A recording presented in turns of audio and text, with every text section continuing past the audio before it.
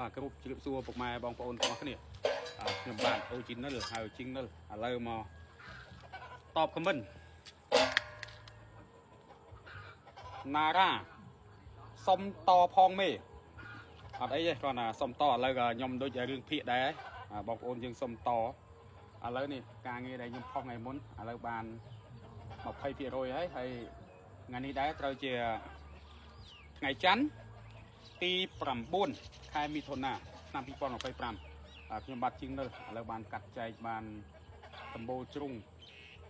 ដំបូលប៉ាត់មកជ្រុងតូចហើយ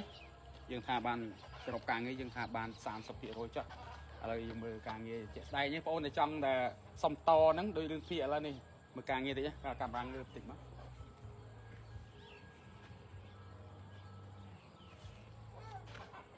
ការងារដែលមានប៉ុណ្្នឹងឯងអានេះការងារខ្ញុំចែកតូងហេនៅវគ្គក្រោយទៀតបងប្អូនចង់សុំមើលឬក៏តបភាកអានៅដៃកណៃយត់ចំគ្នាមកតង់ទៀតអានេះប៉ុណ្ណេះសិនយើងឡើងទៅថតពីលើសិនការងារខ្ញុំមើលកាត់ចែងហើយនៅទុកស្ទះ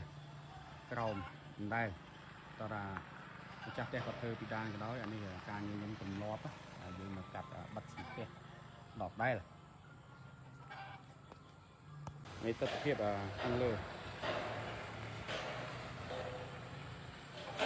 កាត់ដល់ចែងតូមកយើងហើ